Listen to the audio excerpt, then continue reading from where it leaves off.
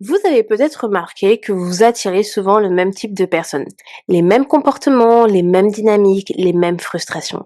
Et ça, ce n'est pas un hasard. C'est ce que j'appelle en fait un schéma énergétique et émotionnel. Donc aujourd'hui, vous allez comprendre comment casser ce schéma énergétique plus émotionnel.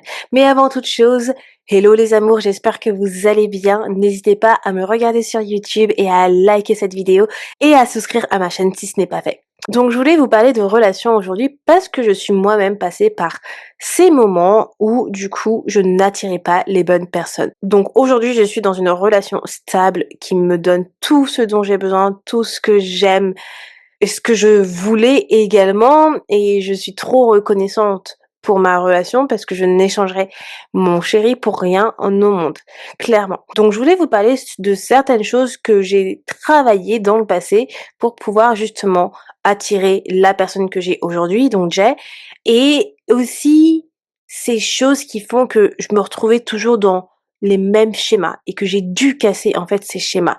Et ça, ce n'est pas venu tout seul, hein. Il y a un travail que j'ai dû faire là-dessus. Donc dans un premier temps, il y a toute cette partie où je vais considérer comme la partie énergétique. Donc là, ça fait un peu référence à la loi de l'attraction. Donc la loi de l'attraction, c'est que vous attirez ce que vous vibrez. Et moi, je fais souvent le lien, et j'ai fait un épisode justement sur la loi de l'attraction. En fait, j'en ai fait deux. J'en ai fait un il y a très longtemps et un nouveau récemment, justement, où je vous remets un petit peu les points clés.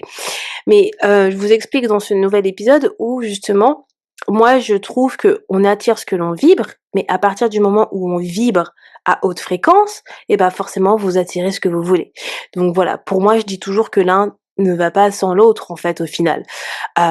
Bref, tout ça pour dire que la loi de l'attraction, c'est que vous attirez ce que vous vibrez. Et en fait, là dans la partie relationnelle, c'est aussi similaire, c'est que vous allez attirer ce que vous allez tolérer dans une relation. Vous allez attirer ce que vous croyez mériter. Vous allez attirer ce que votre système nerveux va considérer comme normal. Vous allez attirer ce que vous rappelle les anciennes blessures. Vous allez attirer ce qui correspond à votre niveau d'estime. Donc si vous avez une faible estime de vous-même, et ben vous allez attirer le même type de personne. Et ça, c'est votre cerveau qui se répète les mêmes choses, même s'il sait que c'est toxique. D'accord? Parce que c'est ce que au final, vous vibrez en tant que personne. Plus vous allez vibrer comme cela, plus vous allez attirer ces personnes-là. Donc au niveau énergétique, c'est bien de savoir qu'est-ce que vous vibrez aujourd'hui. Parce que ça vous donne déjà des clés, des indications sur le type de personne que vous allez aussi attirer. Après, je vais vous dire dans la dernière partie, hein, comment casser justement cela, que ça soit partie énergétique ou bien émotionnelle. Sur la partie émotionnelle, votre schéma va souvent venir de votre passé. Par exemple, si je vous donne un exemple de mon côté personnel, dans le passé, avant d'être dans ma relation actuelle, je vibrais beaucoup la peur de l'engagement. Donc forcément, à chaque fois que je rencontrais quelqu'un, je rencontrais un homme, et ben, j'allais dire bizarrement, mais au final, il n'y a pas de bizarrerie là-dessus, ni de coïncidence. C'est que je vibrais la peur de l'engagement, et ben, j'attirais à moi que des hommes qui avaient peur de s'engager. Tout simplement. Et je me posais la question, mais à chaque fois, chaque mec que je rencontre, eh ben, ils sont cool et je m'entends bien avec eux, mais par contre, ils veulent pas s'engager dans une relation. Bah, c'est normal, c'est ce que je vibrais moi-même. J'avais peur de cet engagement parce que j'étais blessée. Donc là, on va passer justement sur la partie où, en fait, vos schémas viennent du passé. Et en fait, ici, c'est que tout ce que vous vivez viennent de relations passées que vous avez déjà vécu. Donc ce qu'on va appeler la connexion avec quelqu'un, parfois c'est juste une familiarité d'une blessure, ça va être juste une dynamique que vous avez déjà connue dans une relation passée, ou bien même que vous avez vu auparavant et du coup ça va être une croyance, ça va être une sorte de pattern émotionnel que vous avez appris également dans une relation passée, ça va être peut-être différentes peurs comme la peur de l'abandon ou la peur du rejet. Et ça peut être aussi le fait est que vous avez cette nécessité de plaire. Et parfois, ce qu'on va croire qui est une connexion, ce n'est pas forcément de la connexion. Comme je vous l'ai dit avec ce que je viens de vous énoncer, c'est simplement que vous allez répéter pas par choix, mais plus par sécurité. Par sécurité, parce que votre cerveau connaît déjà ces schémas passés.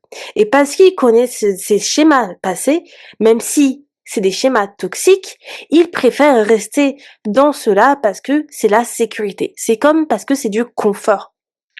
Donc, vous préférez répéter cela par sécurité que par essayer de vous aventurer vers quelque chose de nouveau et qui peut être inconfortable pour vous.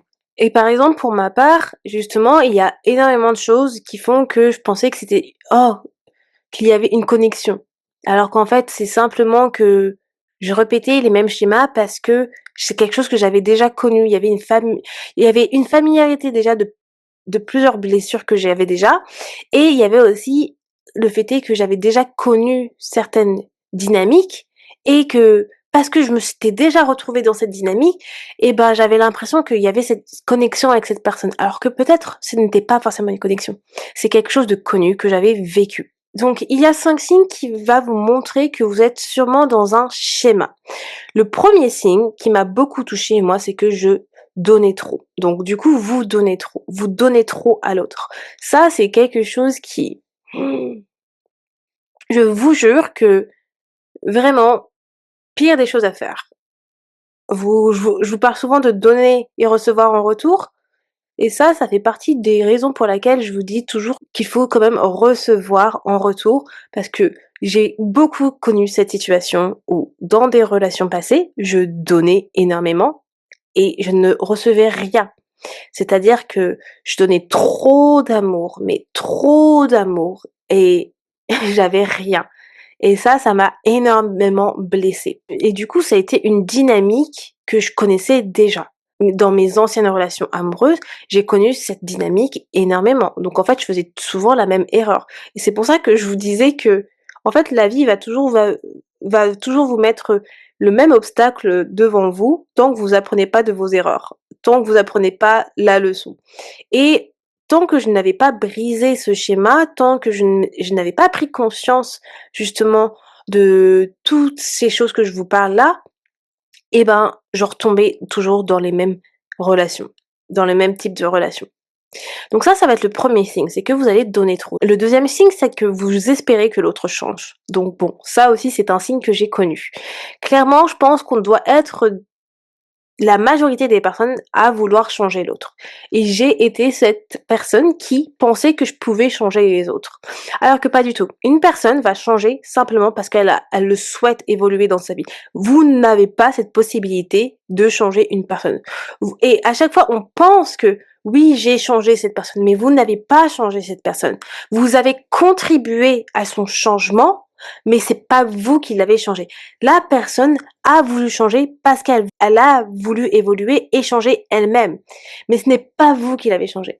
Ça, c'est vraiment important parce que on pense toujours que on change les gens, mais en fait non, vous n'avez pas ce pouvoir-là de changer les gens se changent eux-mêmes s'ils ont la volonté de changer. Et pendant trop longtemps dans mes relations, j'ai voulu intervenir et changer mes ex. Grosse erreur, parce que au final, je peux pas changer la personne. Et ça m'a pris du temps à le comprendre. C'est pour ça que travailler sur soi m'a vraiment aidé à comprendre ça aussi. Ensuite, le troisième signe, c'est que vous allez vous attacher super vite. Ça, c'est quelque chose aussi que j'ai vécu. Et ça fait référence à une de mes blessures, mais je m'attachais énormément, énormément aux gens. C'est-à-dire que à partir du moment où je commençais à dater quelqu'un, c'était très facile pour moi de m'attacher à cette personne. J'avais comme une dépendance affective, mais pas très prononcée. C'est que, vu que je fais partie d'une famille où il y a que des femmes et que mon père n'a pas eu notre garde, j'ai toujours eu ce besoin de rapprochement masculin, de ce rapprochement avec l'homme, en fait. Parce que c'était sécuritaire pour moi. Et en fait, quand je datais quelqu'un, quand je datais un homme, je retrouvais ce besoin justement. Et c'est pourquoi je m'attachais énormément vite à cette personne. Mais là aussi, encore grosse erreur. Ça, c'était vraiment un signe qui montre que j'étais dans un schéma. Parce que je faisais toujours la même erreur de m'attacher trop vite, très rapidement. 4e signe, c'est que vous vous adaptez pour plaire à l'autre. Là aussi, psh, j'ai plongé. J'en rigole, mais j'en rigolais pas à l'époque, hein. Mais clairement, j'adaptais ma personne pour plaire. C'est-à-dire que si on me disait: «Oui, j'aime pas ça, j'aime pas ci, j'aime pas ça», et bah, je faisais en sorte de changer cette chose pour plaire. Alors qu'en fait non, tu m'acceptes tel que je suis ou sinon ciao. Donc ça, c'est vraiment un signe aussi que vous êtes encore dans un schéma. Et le dernier signe, c'est que vous sentez que vous méritez mieux, mais vous restez quand même. Qui se reconnaît dans celui-ci? Les filles, je sais que ça, c'est quelque chose qui nous touche souvent. On sait qu'on mérite mieux, mais par contre, on reste dans la relation. Et pourquoi on reste? Parce qu'on pense que la personne va changer. «Ah oui, mais je sais qu'il va changer parce qu'il m'aime». Non, non. Au bout d'un moment, faut revenir à la réalité et accepter en fait que ce que l'on pense qui va se passer ne se passera pas comme cela. C'est la triste vérité malheureusement. Donc ça, c'est vraiment des signes que moi j'ai identifiés, qui m'ont aussi touchée par rapport à mes anciennes relations et qui m'ont montré que j'étais dans des schémas et que je faisais encore et encore les mêmes schémas répétitifs. Donc, je vais vous parler de comment moi j'ai réussi à casser ces schémas-là. Dans un premier temps, la base de base, c'est que j'ai appris à me connaître. J'ai appris à me connaître, à savoir ce que je voulais dans la vie, mais là, on va parler du côté relationnel, donc j'ai appris à connaître ce que j'attendais dans une relation, ce que je voulais dans une relation, mais surtout ce que je ne voulais pas dans une relation. Donc ça, c'est primordial. Apprenez à connaître ce que vous attendez dans une relation, ce que vous attendez d'un partenaire. Ça, c'est ce qui va vous aider dans un premier temps de savoir, OK, qu'est-ce que je faisais mal en fait, qu'est-ce que je faisais bien.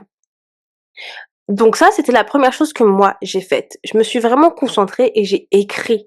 J'ai écrit vraiment dans mon journal ce que j'attendais dans une relation, ce que je ne voulais pas. La deuxième chose que j'ai faite, c'est que j'ai en fait identifié dans un premier temps ces différents schémas. Et je me rappelle comme si c'était hier, c'est que je me trouvais dans mon deuxième appartement en Angleterre. Donc ça devait être dans ma deuxième, troisième année où j'habitais en Angleterre. J'habitais encore à Londres et j'avais une petite chambre. Il y avait pas beaucoup de place dans cette chambre, dans mon deuxième appartement, mais je me souviens clairement, j'essayais d'identifier tous les schémas répétitifs avec mes ex de cette période et je me rappelle, j'avais commencé à faire ça, c'était parce que j'avais lu le livre, «Les hommes viennent de Mars et les femmes viennent de Vénus» de John Gray. Je vous en parle souvent dans mon podcast parce que ce livre, en fait, il m'a tellement aidé à bien comprendre comment communiquer avec les hommes.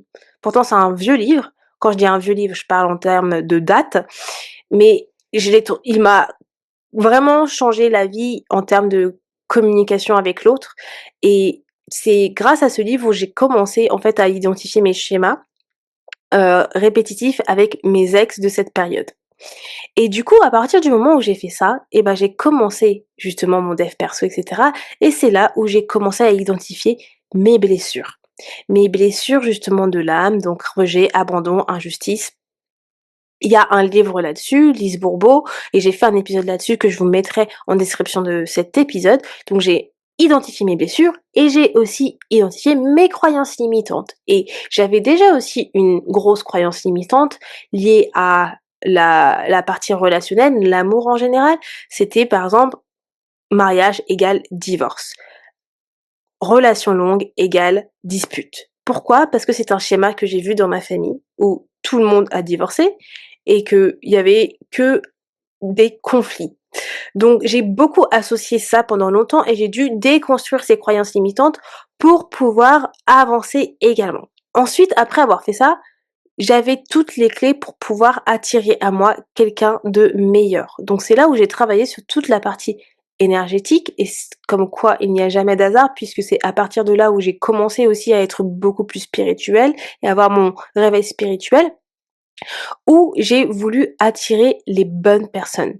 Et c'est fou, hein, parce que c'est justement ce déclic avec la déconstruction des croyances limitantes et où j'ai identifié mes schémas que j'ai pu appliquer, en fait, l'exercice de déconstruction de croyances. Parce qu'en fait, vous savez, quand vous déconstruisez une croyance, il y a une dernière étape qui fait que, là, il faut se donner une nouvelle croyance. J'ai fait cet exercice moi-même de à chaque fois que j'avais un nouveau date, de pouvoir mettre en place cette nouvelle croyance. Et à partir de là, justement, j'ai appliqué cette seconde partie, justement, de magnétisme, d'attirance, donc d'attirance avec la nouvelle personne que je vibrais. Et au final, c'est fou parce que je trouve que tout s'est déroulé comme il fallait que ça se déroule, dans le process, en fait. Et à partir de là aussi, c'est ici quand j'ai commencé toute cette partie justement, je vibre ce que j'attire, où j'ai commencé aussi à m'éduquer sur la partie relationnelle, sentimentale. C'est-à-dire que je vous parle beaucoup de Matthew Hussey, qui est un coach, un love coach anglais. Alors, vous devez forcément avoir des love coach français. Mais en tout cas, clairement, Matthew Hussey, je dis toujours, ça a été mon love coach parce qu'il m'a aidé, rien qu'en écoutant ses podcasts, rien qu'en participant à ses conférences, ses masterclass en ligne, ça m'a vraiment aidé niveau relationnel. Quand je vous dis qu'il vous en faut peu pour pouvoir changer votre vie, je vous assure, il m'a appris des choses que j'aurais peut-être jamais appris si je n'avais pas justement eu des conseils d'un love coach. Et pourtant, c'est pas quelqu'un que je connais moi-même dans ma vie. Mais à travers son podcast, à travers ses masterclass, à travers ses conférences, j'ai énormément appris et j'ai pu mettre en place aussi ces conseils qui ont fait toute la différence aussi. Parce que tout ce que je vous ai parlé de je donnais trop d'amour, je recevais pas assez, ces choses-là, c'est des choses où, en fait, rien que dans ces épisodes de podcast, il expliquait comment, en fait, se défaire aussi de cela. Et ça, c'est des choses que je me forçais à appliquer parce que, justement, quand vous essayez de sortir de ces schémas, c'est dur d'appliquer ce type de choses. Donc voilà, ça va être les étapes que vous pouvez faire pour casser les schémas, en fait, des situations répétitives que vous avez sur la partie amoureuse. Encore une fois, c'est un process que moi j'ai adopté et que, comme vous l'avez pu le voir, que je connais par cœur puisque je l'ai suivi ce process. C'est comme ça que moi je me suis, entre guillemets, sortie de cela, que j'ai cassé ces schémas et que j'ai pu trouver aujourd'hui la bonne personne. Une chose que j'ai pas mentionnée, c'est que sur la partie justement énergétique entre guillemets, c'est que j'ai fait ma liste de mon homme idéal. Je vous en ai parlé justement dans un des épisodes précédents, mais ça m'a permis aussi justement de pouvoir me poser les bonnes questions sur quel est mon idéal masculin et justement d'attirer cet idéal masculin en plus justement de l'attraction que je faisais avec ce que je vibre, je l'attire. Voilà les amours. Dites-moi si ça résonne avec vous, si c'est un process que vous connaissez déjà, que vous avez déjà appliqué ou peut-être certaines étapes que vous avez appliquées. Et si vous peut-être allez essayer ce process-là. En tout cas, merci de m'avoir écouté. Moi, je vous dis à demain pour un nouvel épisode de Fil Positif. Ciao tout le monde!